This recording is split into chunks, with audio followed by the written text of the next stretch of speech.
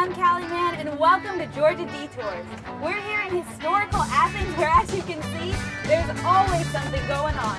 Let's take a look at some of the action.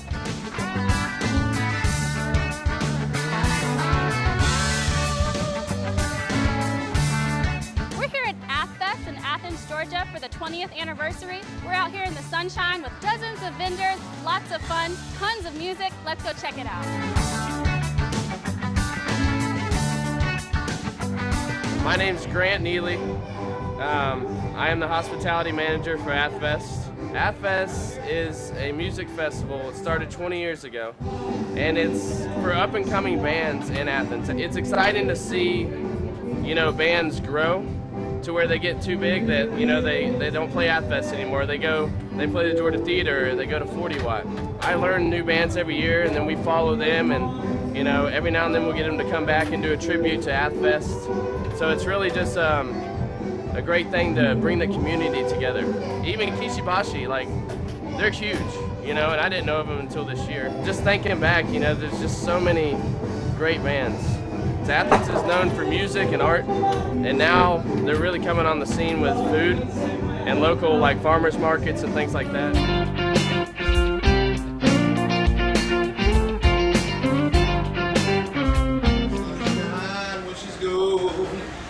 House to say no anytime she goes away. And I know gonna leave young things alone, 'cause ain't no sunshine when she's gone. Oh, I wonder if she's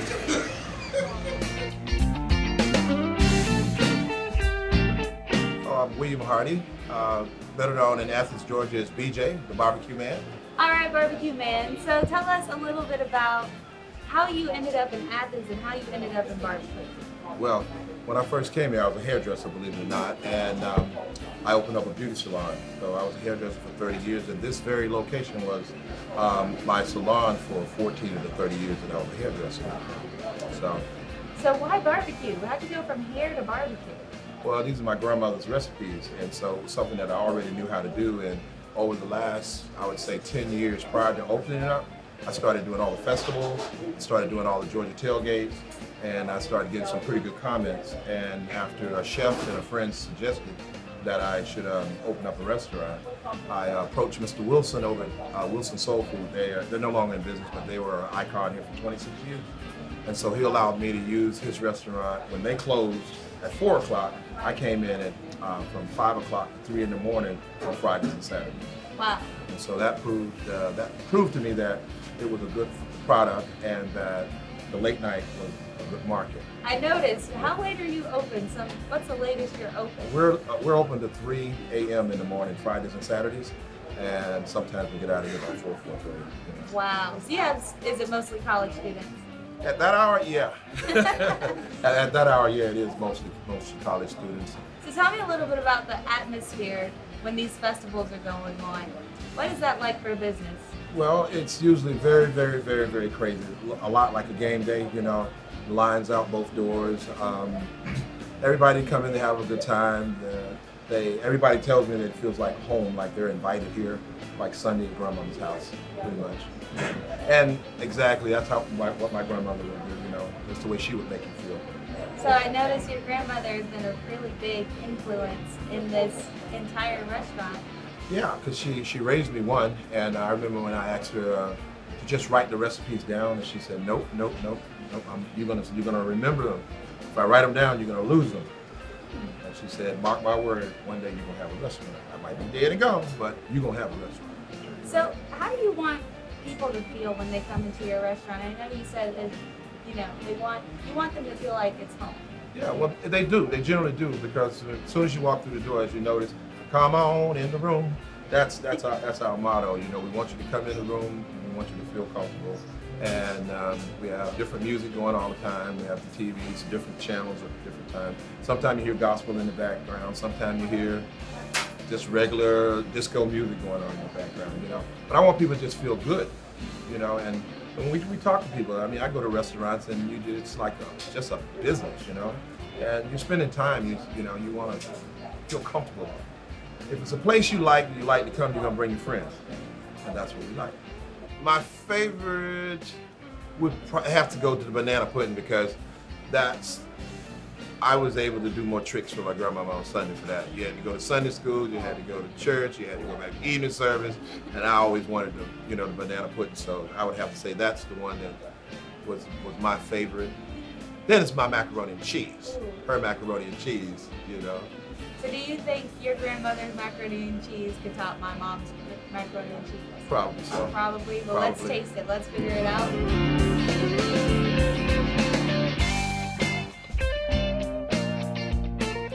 I don't know what to start with. Start with the macaroni. I'm a mixer. I mix my food together, so this is hard. Yeah, that's how you do it at a barbecue restaurant. I don't touch it, so. Dude, You good? this is the truth right here. Oh my goodness. These remind me of my uncle's ribs. He makes Yeah? the best ribs. The Athens has the annual barbecue competition, so we won first place with ribs, we won first place with pulled pork People's Choice, then we won third place overall. I mean, I'm a cook. My grandmother showed me how to cook, so barbecue is just one of the specialties, and I can cook anything, So there was a barbecue competition we had earlier in the year, and somebody just asked me randomly to be in it, so I did, and I just put one of her recipes in, and we won. Grandma's legacy still lives on. Yep. But I got to do it just like she said. She said, don't change one thing. She told me one day that, I would be talking to a whole bunch of people that's trying to express to me how they do what they do. Right. She said, just go, okay. Just do it her And way. so don't change one thing. Don't change one thing. And I That's haven't. a good lesson. Yeah, I haven't. I haven't changed a single thing. Wow.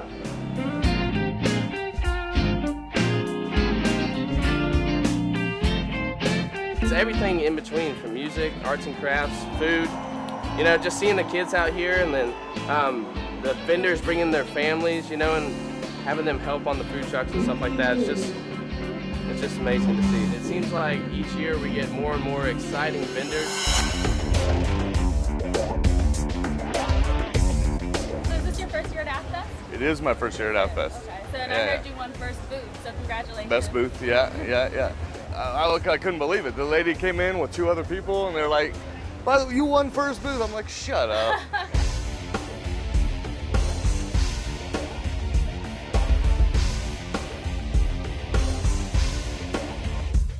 We wanted to create the best booth that we could, have it pretty so people would come in, but we built it for comfort. I mean, we're like, we want a couch, Yeah. we want three fans blowing on us, and we brought an air conditioner and a rug so I didn't have to step on concrete, and then we won best booth. Wow. Yeah, it was exciting and unbelievable, really. Yeah, So how's it been being at ATHFEST this year? really cool. My favorite part, I guess, of being here is when the people are coming in and seeing their reactions to my work. People that have never seen it, maybe don't follow me on any type of social media, and they're looking at my work and being like, "Oh my God, what?" Yeah. And they can't believe it's photographed. Yeah. They can't believe what I've done. They're really drawn into a certain piece, and they're like, "That touches me, that moves me." Yeah. It was amazing, really. Yeah, it's always cool to have new people see your stuff and just watch their reactions. It's amazing. So tell me a little bit more about your work and just your inspiration behind everything. All of this was really, it started as therapy for me. Music does a lot of it. Song lyrics, I love song lyrics because it's just words, but then the words create a vision in my head. And my job, the harder part is to get that vision, which is very elaborate, onto the back of my camera, into the memory card.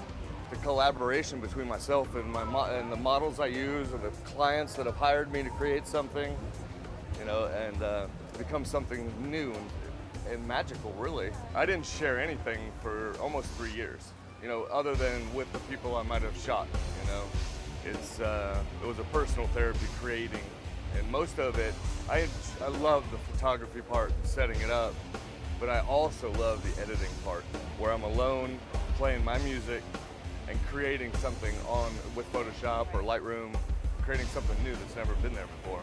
So that continues to be my inspiration and why I do it. Today, I love to share my stuff, and I share it on all social media. Lots of people have been following me for years and years and years. It feels like family.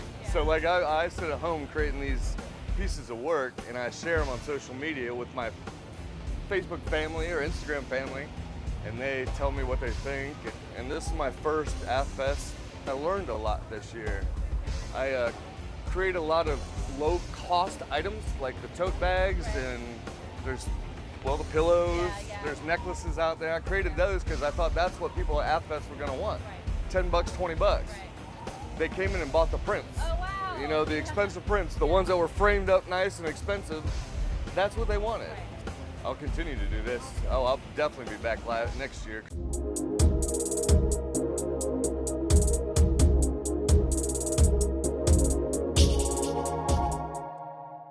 So Gemma, can you tell me some of the inspiration behind some of your work today? Oh, well, a lot of the stuff that I have in my booth is like heavily Japanese influenced. It's what I'm interested in. So yeah, I figured I'd bring that interest over here. So you make all of these pieces yourself? Yep. Okay. So how long does it take you normally to make one of these dolls? It depends like on how elaborate it is and what it is and stuff, because yeah, it varies.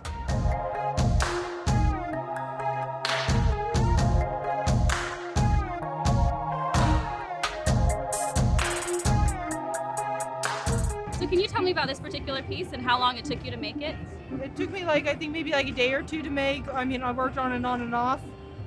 And it's a lucky cat. Yeah, you know, one of those cat statues that you might see in a Japanese restaurant or a Japanese store. Yeah, because like I said, a lot of my stuff is Japanese influenced here. Why are a lot of your pieces Japanese influenced? Because it's what I like. Yep, I'm trying to save up to go to Japan someday too. Cool. So maybe ATHFEST can help you achieve that goal. Yeah. How many years have you been at ATHFEST? 4. So have you enjoyed it every year, and have you gotten something out of it? Yeah, a lot of work though, but definitely worth it.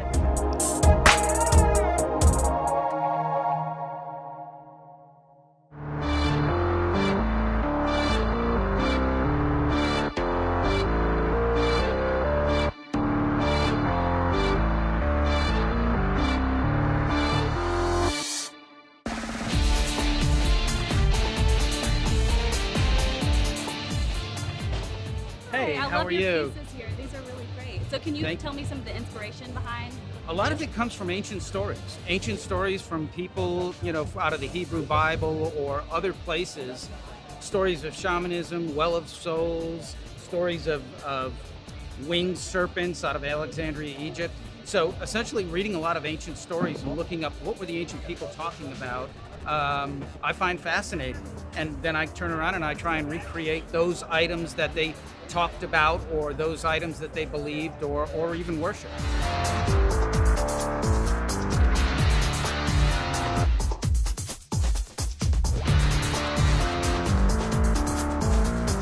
Where do you get some of the material for your pieces? Well, I get them from flea markets, from roadsides, from taxidermists, from hunters and trappers, essentially the leavings that are left over. There's no animals that are killed or anything like that. And with the way y'all drive, I can just pick them up off the side of the road. And is this your first year at ATHFEST, or have you been here before? Yeah, this is the first time here. And yeah, we're just checking it out. It looks like a lot of fun.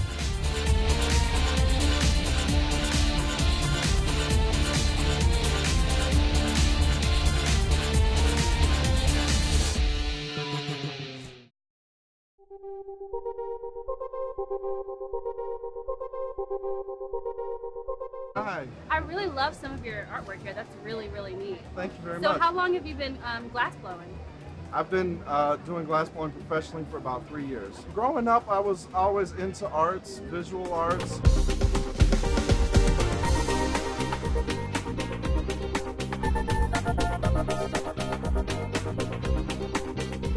How hot does that get?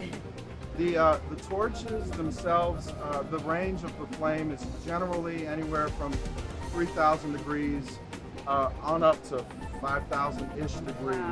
Wow. You can also run hydrogen through these torches. Right now we're running propane and oxygen, and if you run hydrogen through the torch, I think you could probably be getting close to 7,000 degrees. Wow, that's pretty hot.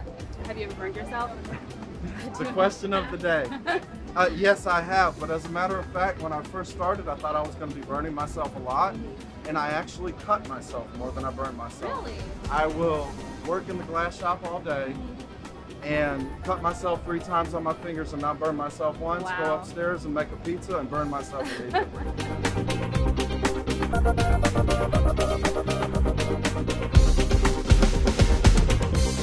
So one of the most fascinating things about blowing glass to me is the fact that ever since man has been able to melt sand or have been able to pick up a rock that was made by a volcano, we've been trying to manipulate it.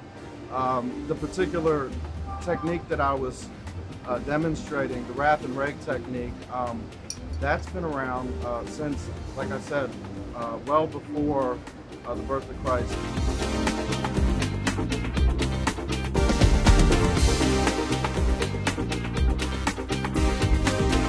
As an artist, I think it's very important to try to respect those that have come before and then to make it your own.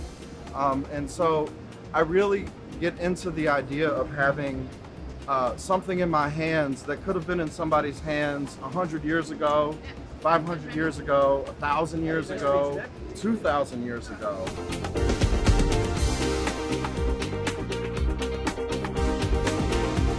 I feel like it's very centering, and it connects me to humanity in a way. The glassblowing community as a whole has really expanded in the last, I want to say, decade, into a really vibrant, interesting community of people. I think we're going to call it good. Thanks, guys.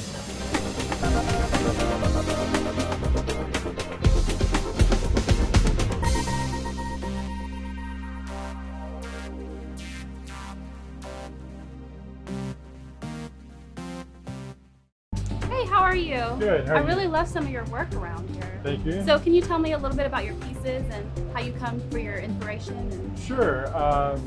I grew up reading a lot of Mann magazine, Craft magazine, a lot of Far Side. I think kind of altered my filter. Yeah. So whenever I see things, I kind of see them in a certain skew.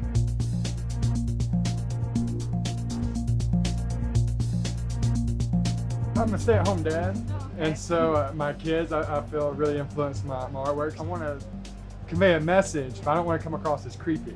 I don't want to freak my kids out. So, I think they come through, like with the fun stuff that I do. I don't want to just paint a picture of a flower.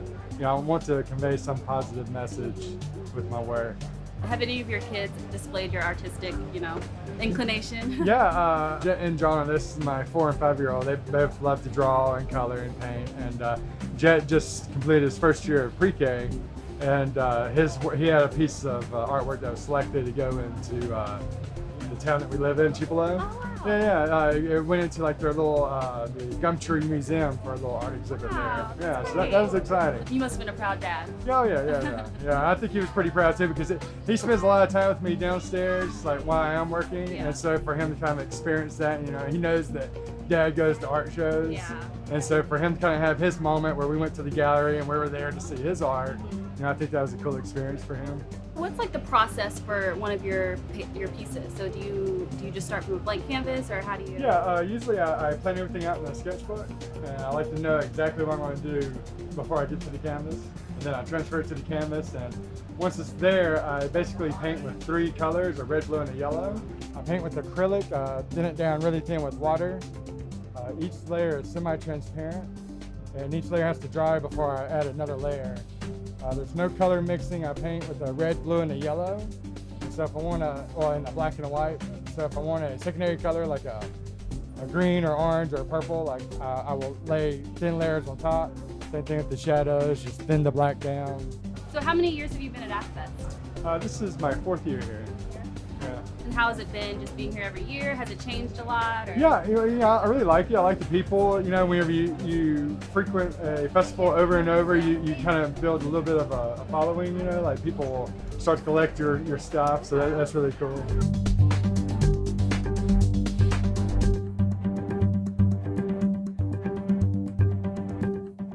I I just love being here. It's like we're a big family. Every year, you know, we get new additions and people get sucked into it. They just love it. They want to be a part of it. You never know who's going to be here next or what's going to be new or what we're going to bring to the table. So it's exciting every year. I can tell you we will be here next year, and it's going to be bigger than ever, okay? Everybody come out, bring your friends. So that's it.